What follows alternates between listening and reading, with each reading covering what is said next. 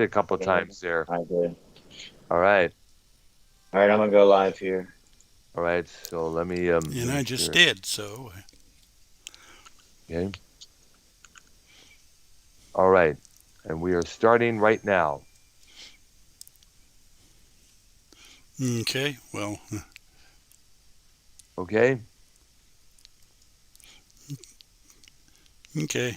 All right. And we are live, ladies and gentlemen. It's Arknolia and the Doctor with me, Arknolia Strokabine, YR, and pretty soon to join in on the call, the renamed, brand Woo! new Prince Donatello, formerly known as Prince Idol.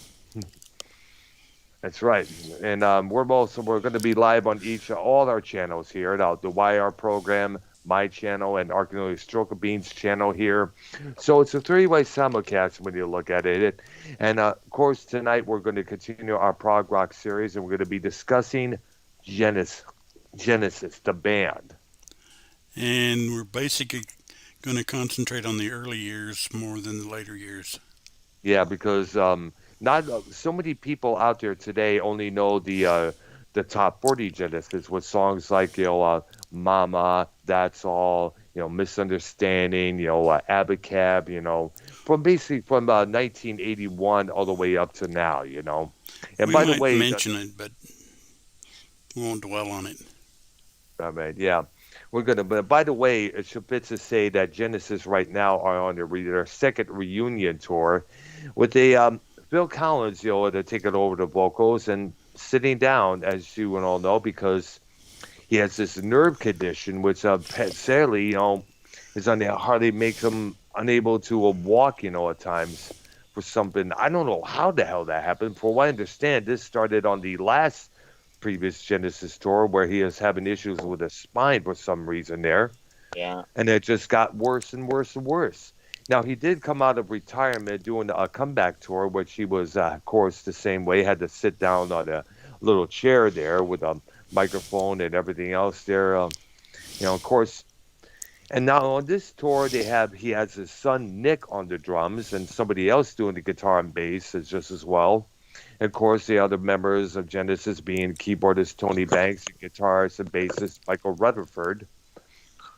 And of course, Genesis, we know, is probably one of along with Yes, King Crimson, other bands out there. They're like considered the bigwigs of the prog rock series there. And we're going to be covering, as Arkin mentioned, we're going to be covering most of the early years with Peter Gabriel and Steve Hackett included there. Right. Yeah, because a lot of people today don't really understand. People think that Peter Gabriel just came out of the blue as a solo artist back in the '70s with his songs like Salisbury Oh yeah. Hill, Games Without Frontiers, and later a top 40 hit with a Sledgehammer, and of course Big Time. In your But eyes. he's in Your Eyes, yeah, which was constantly played a lot during that time because it was featured in that movie Say Anything, I guess in '89, I believe it was. Right. But as we all know, he started with Genesis. He was considered one of the most prime theatrical frontmans out there. Next to basically he had a lot of costumes and designs for his stage performances. And he was also one of the guys to really do something different with his hair.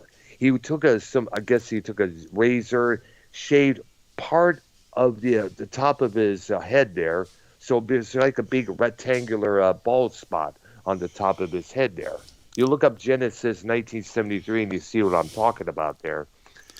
And by the way, if you go on YouTube, try to get some of the live stuff with Gabriel fronting them, and you'll see what we're talking about with the costumes. Yeah, there was a performance. I guess it's an hour long that's remastered and re-edited. I guess of some Genesis live, and the first track they start with is a piece called "Watcher of the Skies," Oh, and you yeah. see, yeah, and I guess that's one of the most recognizable tunes of the that period there, along with "Supper's Ready" and "Nursery Crime."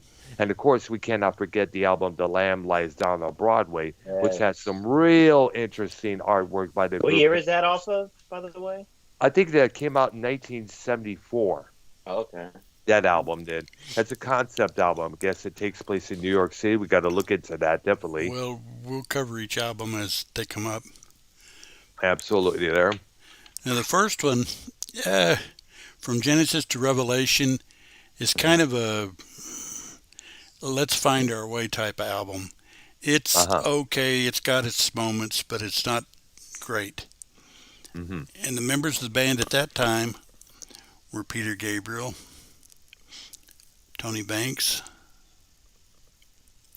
a guy named Anthony Phillips, Yeah, I heard about this guy. He was what I guess yeah, he was one of the original guitar players, from what I understand. right? Mike Yeah. Rutherford, and another. The drummer was a guy named John Silver Oh, really? on So that college album. came in. Oh, wow. And like I said, that album's kind of a exploratory album for him. You know, it's kind of like, well, what do we want We're to here, do? but I we're don't know. Let's try this. Okay, let's try let's this. try that. Okay, are we all here? We are on here. Prince Donatello, ladies and gentlemen, is here now. Who's Is that? YY No, I'm kidding. Is All right. YY? Yeah, he's right here as well. Yeah, I guess. Let me see. I believe he's muted right now. How you doing, brother? What's going on? What's going on? I'm eating on some dinner, guys. I'm saving my. I'm listening, but I'm saving my Richie Faulkner story for later. We can do that Yeah, after y'all are. Yeah, we after ought this to stuff. talk about him and wish him the best Yes. here. We'll discuss that later on. And we also got to get something ready for coming on later on. You know, I was contacted by Prince and Carlos. What's his last name again? Dangummit? Cabral. Carlos Cabral. I guess he invited me onto a wrestling program later on this evening here. I'm going to take part of. I guess I'm going to stick around for that, folks. You know, I haven't done any wrestling shows, and I don't think I only talked about wrestling items on my channel there and the various vlogs. But, however, this will probably be the first time I ever done a full all-out wrestling program where we discuss, you know, the highlights of AEW and such there. And keep in mind, I'm going to have to look into some highlights from the Google there because I'm at work most of the time, so I got some catching up to do on what's going on with both the WWE, AEW, Impact, and others. Yes. I mean, definitely there. All right, so Okay. the first album. Yeah, Go ahead. I was going to The say first the Yeah, dang gummit. Go ahead. Yeah, the first album, from Genesis to Revelation, was released. It was a Spiner Own Path record for a debut album. And I guess the second one came out. What is it called again? Foxtrot. Foxtrot. That's the one that's the one I guess that really And they started definitely getting went into recognition. Prog then. Yeah. Let's see. And by this time, Phil Collins joins the group, I guess. Not yet. Oh, okay. Wow. On this album, there's a guy by the name of John Mayhew's taking drums. Oh, okay. So they got a new drummer there, and I guess the second drummer there. So I guess this makes Phil Collins the third drummer for the group there officially. Well, possibly. We'll find out. Yeah. And actually, I goofed. The name of that album was Trespass. Okay, that came out in 1970. Right. It was released on a label called Charisma Records, you know, which is basically distributed by Virgin Records at that time there. Yep. Mm-hmm. And the next one was Nursery Crime. Yep. And that's where they started getting some of their more recognizable stuff. The Yeah. Music Box. Yeah. The Return of the Giant Hogweed. Mm-hmm. 7 Stones. Yes. Harlequin. Harlequin. Harold the Barrel. Yeah. The Fountain of Samalicus. Ah. Okay, and this one, let's see. Steve Hackett has joined the group. Phil Collins has joined the group. Ah. So the Genesis we know by Is- heart. The old Genesis is now is in there. formation there. Yeah, absolutely. And and they start their run around on the album Foxtrot, which came out in 1972. And this is the album with Watcher of the Skies as the first track on there. Yeah, and that's a very, very good tune. This might be one of the best early albums. Yep. Let's see. It also had Get 'Em Out by Timetable. Friday. Get them out. Yep. Can Utility and the Coastliners. And then the infamous Supper's Ready. Yeah, which I understand is about the Last Supper that Christ did, I guess, what I understand. I believe so. I got to look that up. Yes, the Last Supper. Yes. Yeah.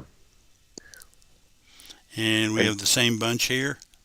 Yep. And I'm going to mention now that Phil Collins was a phenomenal drummer. He was actually I know, pretty he good. was.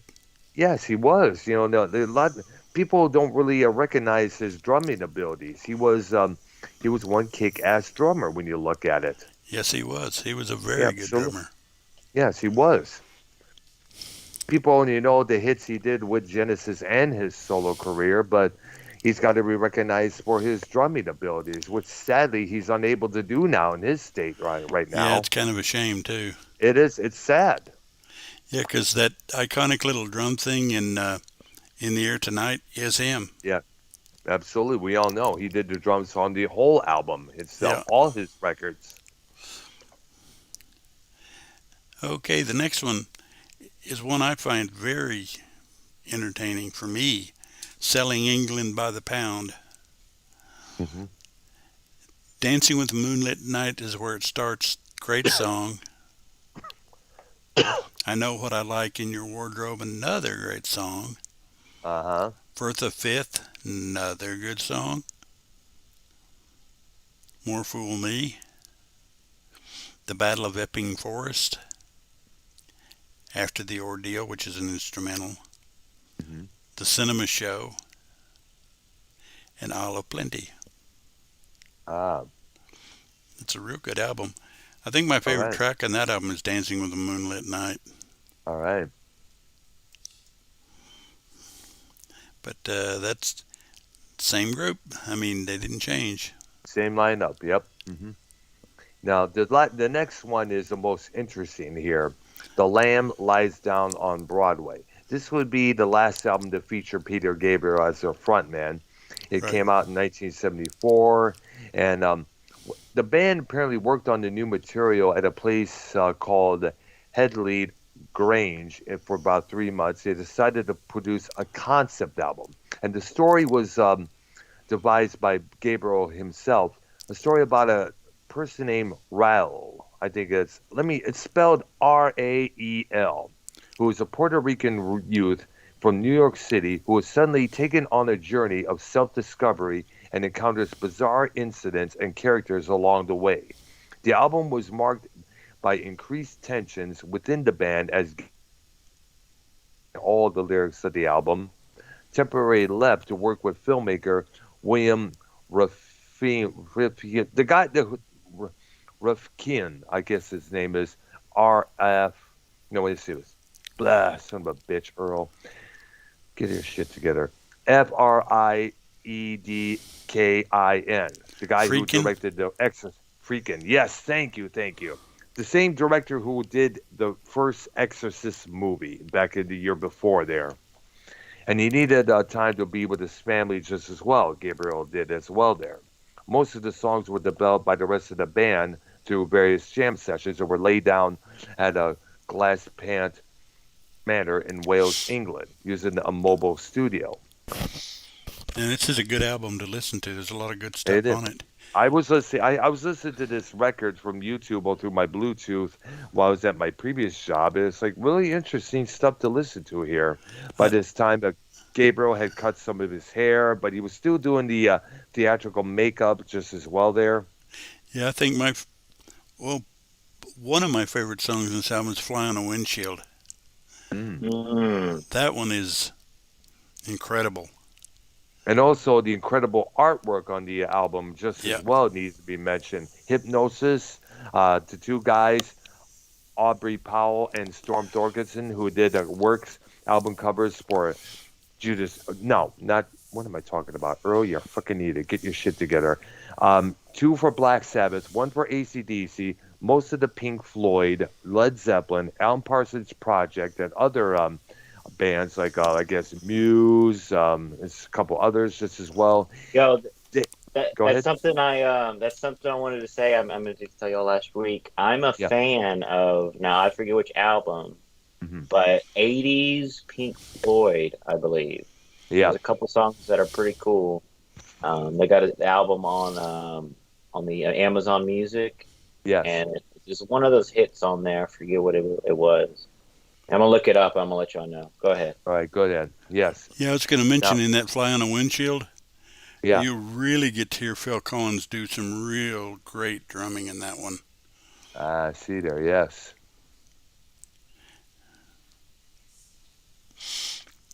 Carpenter Crawlers is a good one. Yep.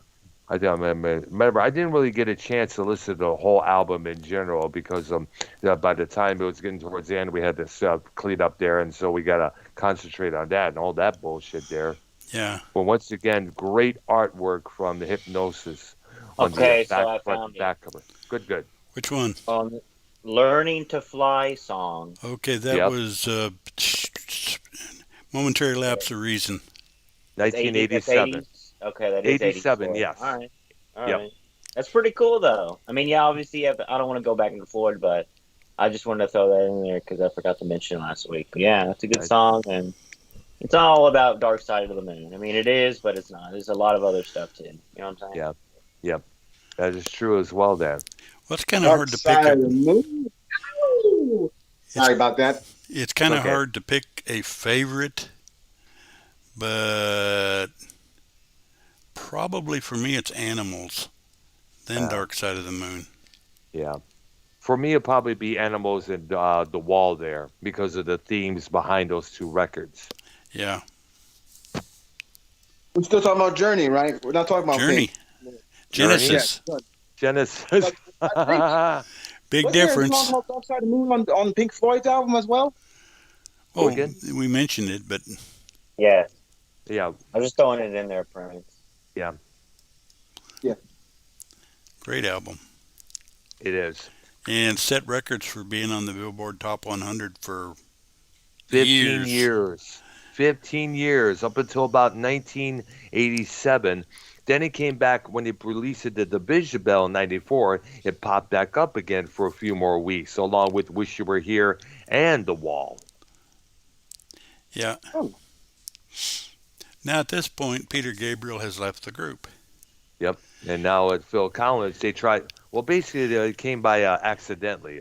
He became the group accidentally. Whichever singer they would bring in to try out there, Phil would give them some guidelines of how the song goes, this and that. And I guess the band decided, hey, he has the same range as Peter. Let's have him as the new frontman.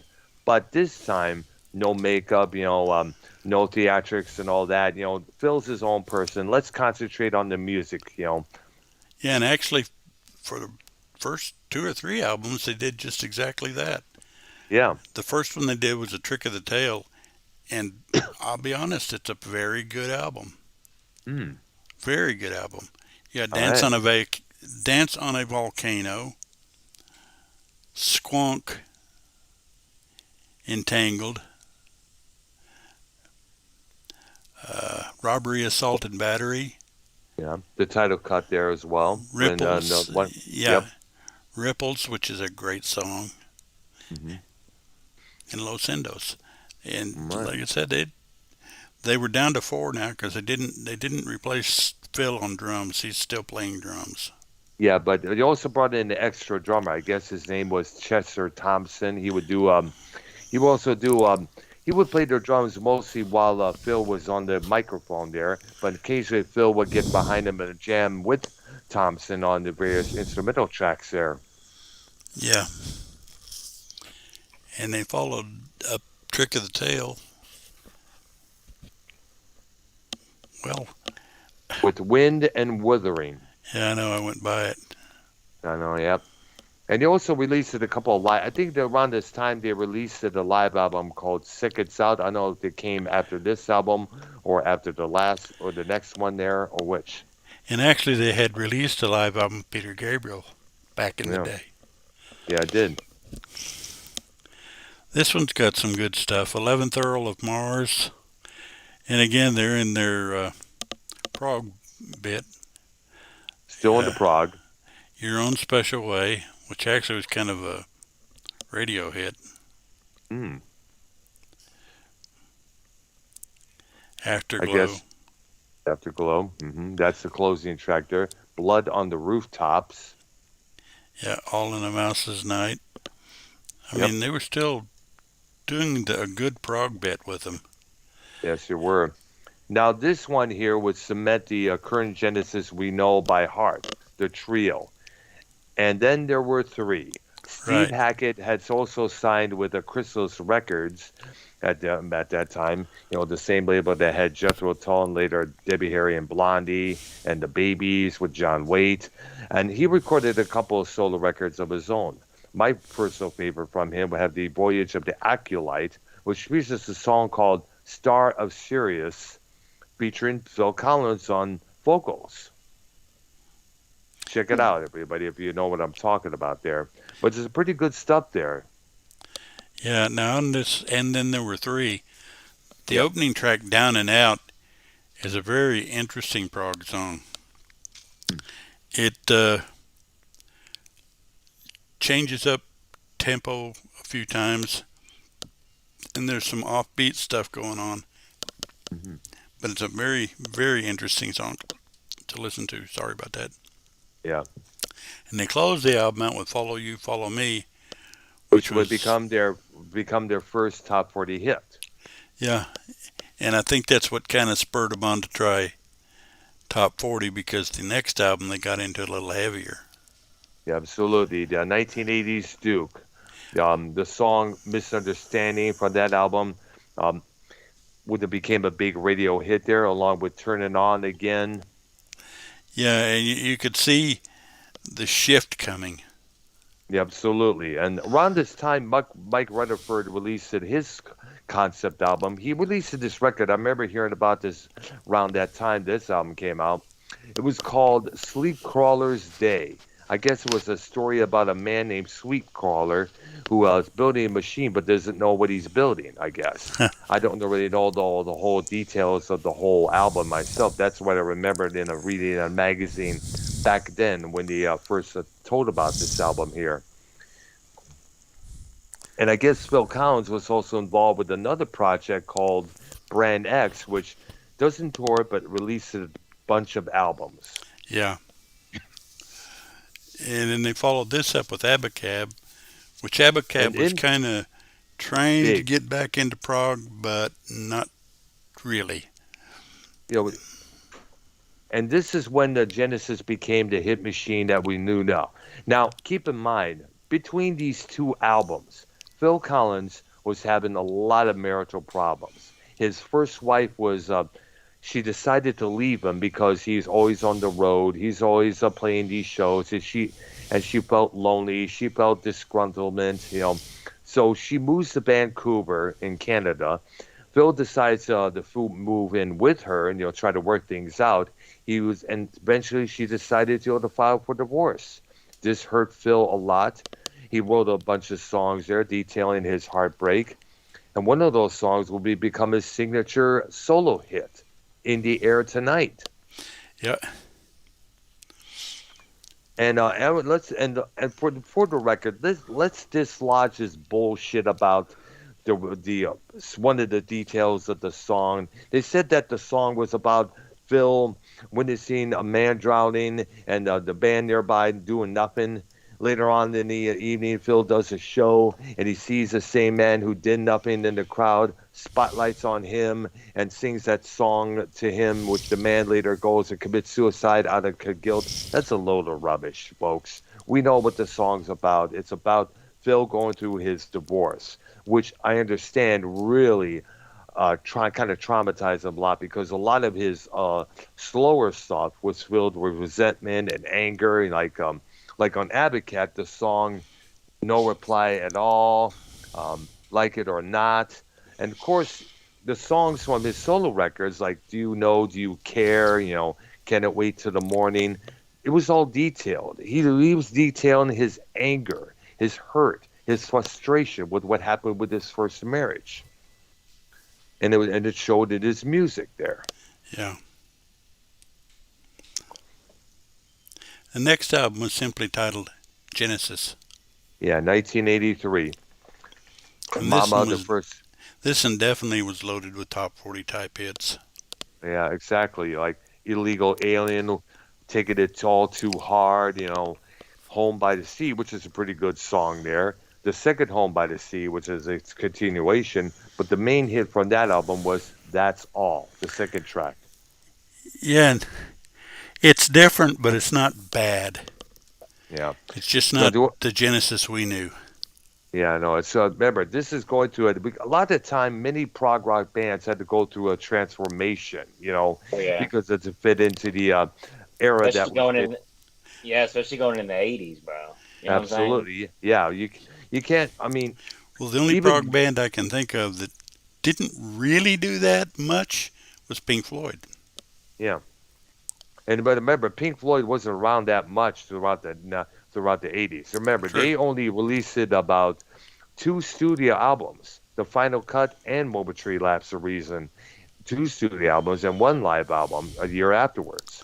Well, what you guys did last week, if you want a background on Pink Floyd, that's the show to watch. You know what I'm saying? Y'all Yep, we did. into that. So Absolutely. And then he followed this, or they followed this up with They, Invisible Touch. 1986. That was another top 40 album, spilled out big hits like the title cut, Land of Confusion, which we all remember the video for there. It's kind of funny when you look at it. There was a produced by a British TV show called Spitting Image, and also got covered by the metal band Disturbed a couple years back there.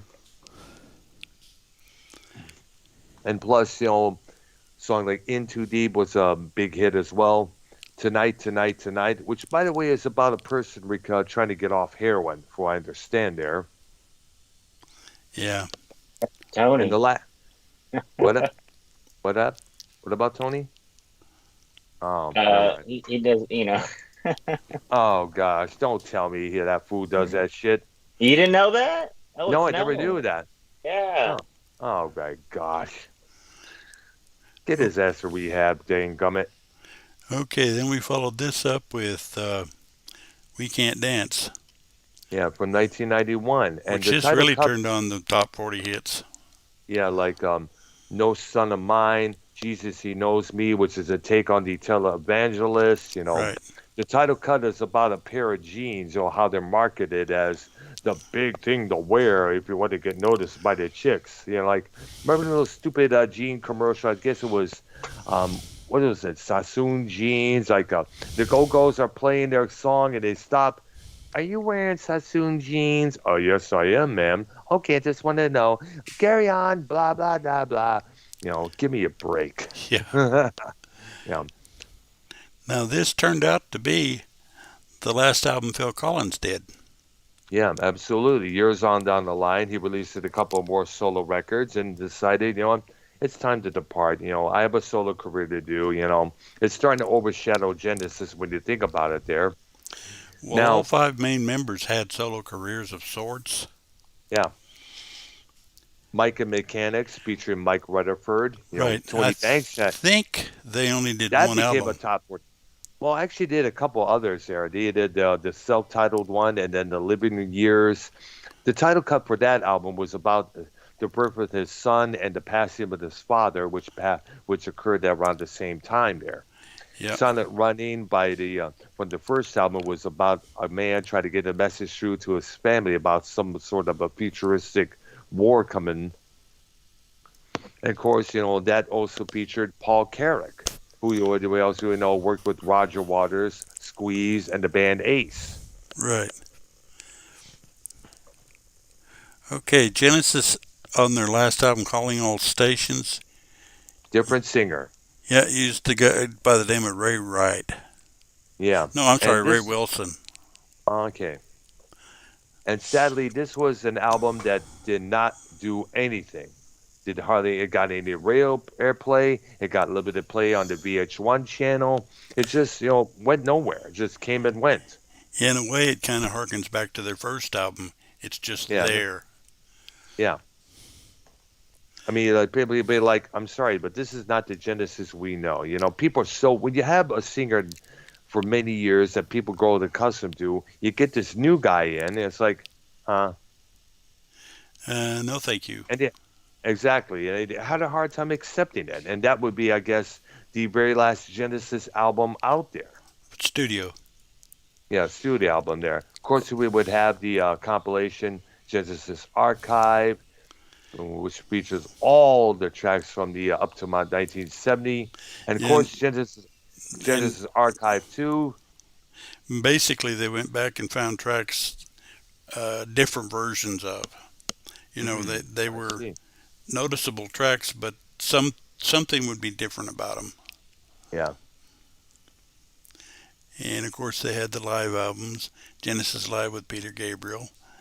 Uh, let's Uh-huh. see, Seconds Out you mentioned, Yep. Three And then Sides Live, yep, which came out after the Abba Cab album. right? And then The Way We Walk, Volume 1. Yep. And let's go back to Three Sides Live. They had, like I said, it was a Three Sides Live with the fourth one being some studio tracks. The Right. song Paper Late was a big hit on the radio there. Yeah. And it was And interesting to hear Phil Collins do some of the Peter Gabriel songs because he actually did a good job on them. yeah, it is. Because remember, they have similar vocal ranges when you look at it. Now, Peter Gabriel, he was worried. He just bleh. In the interview, he did mention that he was kind of worried with his where he would go after he left the group because Genesis did well in the UK there, Right. but he would go on to have himself a well-respected and established solo career as well. He would release that his first 4 solo albums will be all titled Peter Gabriel. When they all got re-released in the early 2000s under his current label, Geffen Records, they were all given parentheses titles. Like the first album was called the Rain Album, the Car Album, because he's sitting in the car. The second album would be called the Scratch Album, where he's scratching in midair there. The third album would be the Melt Album, because half of his face is melting on the front cover there. That's the one with Biko, his signature song about anti-apartheid activist Stephen Right. Biko. And of course, Games Without Frontiers. The fourth album, which came out, was actually called Security. It came out in 1982, and I guess it featured, I got that album for Christmas, had this real odd cover. I mean, you look it up right now on Google Images, you see what I'm talking about, but you figure out what the heck is that thing on the front and back cover there. Yeah. But it's And interesting to look at because a lot of prog rock bands out there come up with some damn interesting album covers. Yeah. And I don't remember which album it was on, but he also did Shock the Monkey. That's the album right there, Security. And for I Now, understand, sorry. okay, and for I understand, that song was about I guess it was an anti-vivisection song, if I'm correct. I don't know. Because when you listen to the lyrics, like watch the monkey get hurt, monkey. Let me look it up for you. That sounds got almost you. like a anti-animal cruelty song. Yeah, that's Yeah. anti-vivisection. That's what it's called. Out You of know, the that's- two, or out of the Peter Gabriel and the I'm losing my McCartney. no, out of in that band Genesis, who Yeah. came out of it? This big Peter Gabriel, and who else was in there? Well, it was Mike Rutherford, Tony Banks, Steve Hackett, Phil Collins. Phil Collins. Phil Collins, yes, the big guy up there, because he went on to did so much. Well, that during- was my question. Between Peter Gabriel and Phil Collins, who do you think had the more successful singles career, solo Oh, boy. career? I mean, solo. Well, career. it's a cross between Peter Gabriel and Phil Collins, because Peter Gabriel was more avant-garde, whereas Phil Collins was more top 40. right. He would come up with all these top 40 hits from his solo records, like No Jacket Required, Hello I Must Be Going, Dancing to the Light there. Of course, also when you- Gabriel had some Yes. Big hits as well, yes. Salisbury Hill, In Your Eyes with, and of course his duet with Kate Bush called Don't Give Up. And then there's Sledgehammer. Yeah, absolutely. That came out. Those two tracks came out in 1986. The album called "So." He would also released it Us, and later an album called Up. And around this time, he also formed his own record label called Real World Records, which would distribute music from all parts of the world. Whereas in Nigeria, Africa, Australia, this country, that country there. And he also really put it out two albums based on the Last Temptation of Christ movie, which came out in 1988. Look it up, YR, and you see what I'm talking about Well, I there. know the Mel Gibson one, but there's another Jesus movie you're talking about. Came out in the No, 80s. yeah, it's called The Oh, Last okay. Temptation of Christ. It was based on the book, and this movie and the book caused massive amounts of controversy. In fact, the director, Martin Scorsese, he was actually put on trial in the country of Italy for making that movie. Mm. You got to look it up on the Wikipedia and see what it's all about.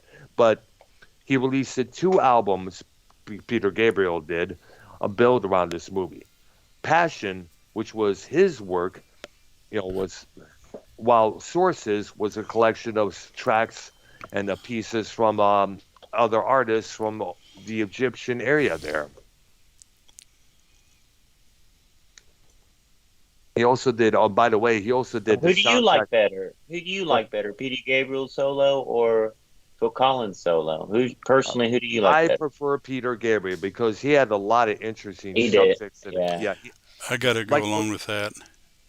Because remember, the song Biko was about Stephen Biko, who was, you remember, was the subject of a movie called Cry Freedom with, I guess it was Denzel Washington and Kevin Kline. It was about Stephen Biko, who was an activist for the anti-apartheid movement in South Africa. And plus, Gabriel came up with a lot of the different topics in his songs there, as like Wallflower from Security. That was about a political prisoner. Yeah, he didn't stick to one style of music. He moved around a lot. Absolutely there. The Rhythm and the Heat, the Rhythm of the Heat, that's another good one there. San Jacinto, which the second track, I guess it's a sort of a murder, from what I understand, that took place in that area there. The Family and the Fishing Net. Lay Your Hands on Me is another damn good song there. Definitely a good album to check it out, along with the awesome cover on the front and back there. I'm still looking up the Shock the Monkey. Now, here's this. The song Shock the Monkey is often assumed to be an animal rights song or the reference to the famous experiments by Stanley Milgram, described in this book, Obedience to Authority. It is neither. But the Gabriel song, We Do What We're Told, from his 86 album, So, does directly deal with Milgram. Peter Gabriel himself described the Shock the Monkey as a love song which examines how jealousy can release one's basic instincts. The monkey is not a literal monkey, but a metaphor for one's feelings of jealousy. Wow. He has mentioned that the song's lyrical motive was inspired by King Kong's lightning powers in the movie King Kong versus Godzilla. Wow. Yeah. And the music video for this, if you ever see this video, YR, definitely you got to check it out if you haven't watched it. It's known for its bizarre, disturbing video, written and directed by Brian Grant at MGMM Studios. It was played heavily on the early days at MTV, which features both Gabriel in both white face paint and a frightening look, chimpanzee monkey. Gabriel appears in two guises. One is a businessman, a CIA type of guy in a dark suit, and as a modern primitive shaman, face painted, and dressed in white with geometric markings on his face. The video cuts between the two rooms, each resembling an office. A movie projector plays zoo footage of a gibbon, which is a lesser ape, not a monkey, in both rooms. As the video proceeds, events of the normal office, the black guy with the black suit, and becomes increasingly irregular and disturbing with objects in the room in increasing disarray, like the roof coming down on him for some reason, raining inside the office there. Wow. Gabriel displays increasing pressure, anger, fear as the chaos occurs. The office footage is increasingly intersperses with black and white footage of Gabriel fleeing from something unknown in the wilderness and the disoriented Gabriel in different settings, including central London, what looks to be an office or a hospital. At the end, the dark-suited Gabriel emerges with his face painted like the other guy in the white suit in the final shot. The two Gabriels are mixing together over that given. Huh. And it was a trip. It was also came out, by the way, as a 7-inch picture disc, in the, I guess, with an addition to the 7-inch and 12-inch Black Vinyl singles. And there was a couple of remixes done by a company called Hot Tracks, I think it was. Yeah. The McCartney song I was talking about was Looking for Changes. That one is definitely anti-animal cruelty. I see, because I remember there about the 90s, he became an anti-cruelty of the animals activist just as well there. In fact, his late wife, Linda, she came up with these veggie food products, I guess it was, for a while. I don't know if they're still in continuation after her death, but who knows? You know, they made a big impact on the animal rights movement there.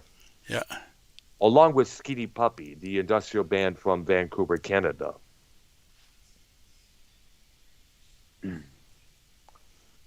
You're a big Skinny Puppy guy, right, Brown? Absolutely. Fuck. You remember on my channel, I discussed that group of other industrial acts with Cronin last year there. Yes.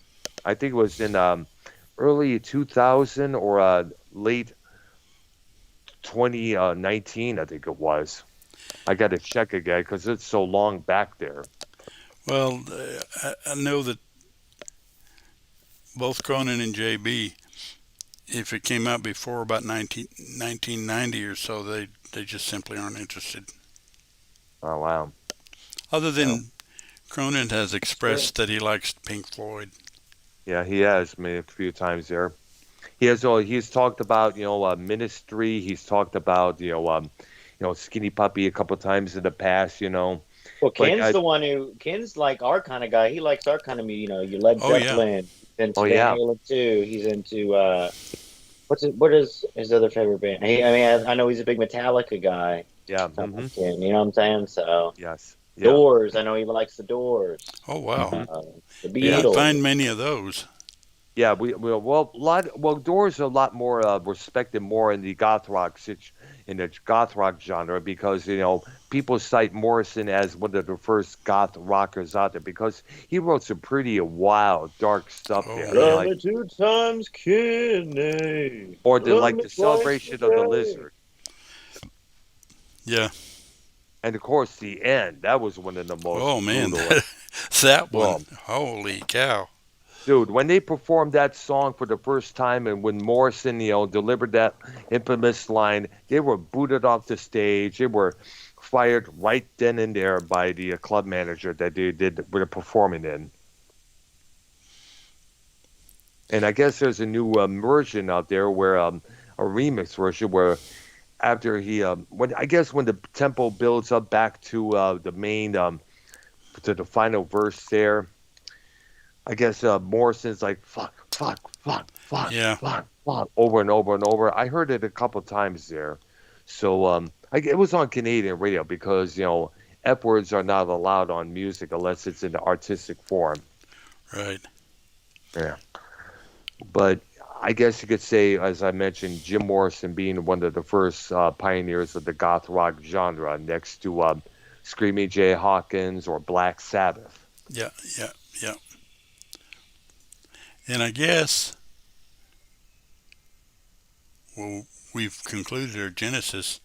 I just want to mention that Monday, we're going to move to Kansas. Well, we're not going to move to Kansas. But we're going to Kansas. We're going to talk about Kansas, right. The band Kansas, because we don't really hear much about Kansas anymore. I guess they're still they're still together and they're still doing stuff, but the band's Yeah. a lot different. Yeah, I guess Steve Walsh is not their frontman no more again. I don't think he is. Well, we'll I figure know. that out when we And of get course, into it Monday. the violin player, what's his name, Bobby Earnhardt, I guess it was. Robbie Steinhardt. Bobby Steinhardt, he passed away not too long ago. Yeah, and they were pretty much the first American prog band. Yeah. I don't think there was anybody else before them. Not that we know of. Of course, later on we'll get the second U.S. prog band to make it big, Dream Theater. Yeah. But we'll do Kansas, and I guess planning ahead, we'll follow that with Rush. Yeah, because they were like one of the big rigs of prog metal. Yeah. Yeah, and that's when, instead of just prog, we started moving into other things like prog metal, prog this, prog that, symphonic prog. Yeah, well, two things.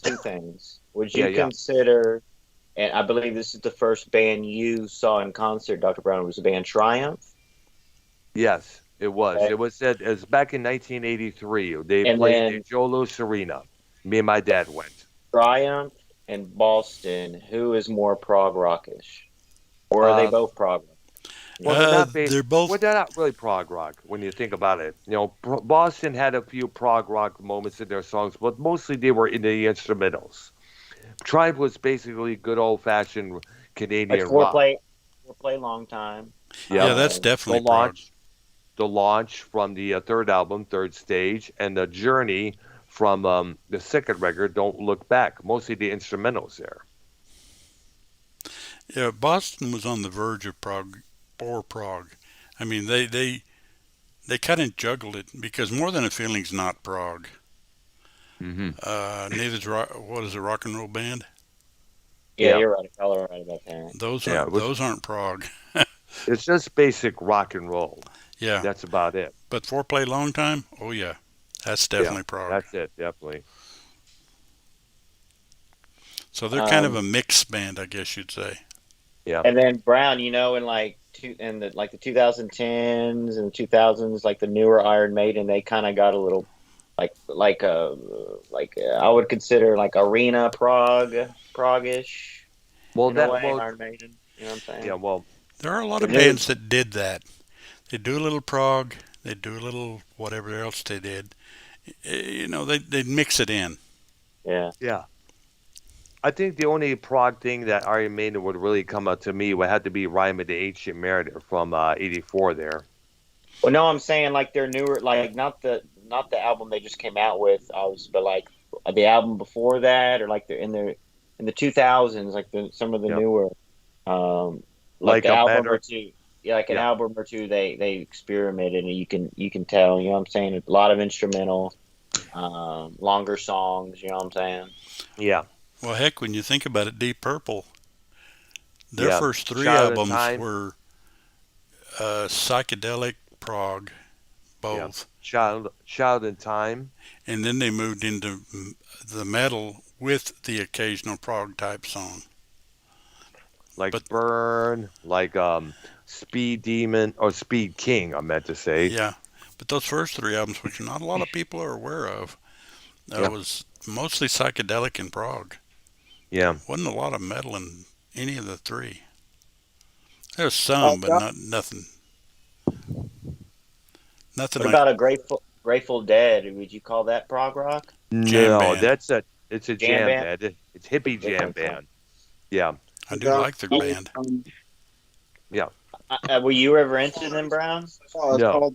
He said, how are we going to address? I said, well, I think we should address the situation with Carlos Cabral on the YR channel. I don't think we should do it on your channel because it's just like we just got through talking about music, and I just texted him like, dude, we just got through talking about music.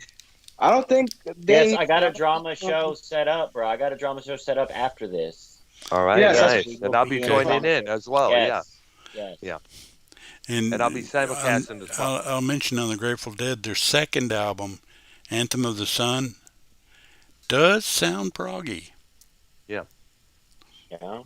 But all in all, the Grateful Dead are mostly a jam band altogether there. I mean, well, I guess because progressive rock's not a new term. No, it's been around since the 70s. Yeah, absolutely. In I fact, guess it started in the 60s. If it's more folky and not as like hard, I guess they call it the jam band then. Well, no, they do have a genre called prog folk, which I kind of like, what? Okay. Oh, wow. I never heard about this. Dang. But what about Jethro Tull, which I consider prog, absolutely prog Renaissance rock. Yeah, they're definitely prog. Yeah. I mean, they had some radio songs, but even those were proggy in nature.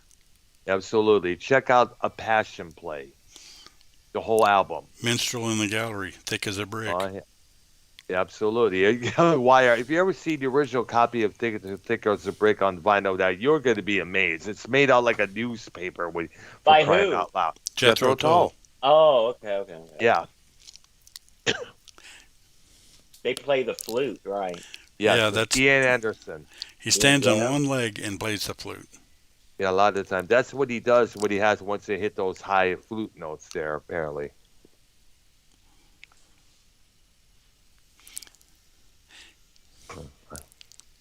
Yeah, there's a lot of bands that are considered prog that you kind of go, okay. But, you know, in a sense, the core 7 Moody Blues albums are considered prog. Yep, absolutely. The core 7, you got to check those albums out. Definitely YR, Prince Montella as well. You got to check those albums. And we encourage everybody listening to check them out just as well, man. Yeah. And I mentioned last week, and I'll mention it again, Procol Harum dips between prog and regular songs, because they have a song in their Shine On Brightly album that's 17 minutes long. That's called In Hell 'Twas I. That is definitely prog. Oh, yes. And we cannot forget the Iron Butterflies in the Gata da Vida, with that awesome, which was prog, which, by the way, as we mentioned, was actually supposed to be the Garden of Eden, but I guess the guy who was writing the song tried to mispronounce. He mispronounced it because he was drunk off his ass. Yeah, and Iron Butterfly was actually a psychedelic / prog band, because they definitely dealt in psychedelic. Yeah. What about that band? I just had them on the tip of my tongue. Oh man, I saw them when they opened for Maiden, like in 2010. Dream Theater. Oh, they're definitely prog. They're definitely prog, but about a pound, man. And they're still together. In fact, their guitar player, John Petrucci, he's like considered the signature artist to Ernie Ball guitars. He has this. He just come out with an 8-string Majesty guitar. He plays a custom guitar that's built for him by that company called the Majesty. You got to definitely look it up on Google Images. Oh, 8-string. Yes, an 8-string of that, and a regular 6-string. Wow. Yeah. Any more on the list? Any more on the list tonight? I think that'd probably be it, I guess. Well, actually, this is just mentioning people. After we get done with Kansas and Rush, I'll see if there's anybody else we need to do. If not, then we'll go into a list of bands. Yeah, and by the way, while we're on the subject of bands, we got to talk about Richie Faulkner of Judas Priest. Yeah, that's what I was going to bring up. I was going to see if y'all were done with the list so we can dive into the Richie Faulkner stuff. Yeah, I've heard, yeah. Okay, so let me give you my background on it. I was planning on spending like $500 on tickets. What? $500? Well, number one, let me tell you the set list that they fucking have, Earl.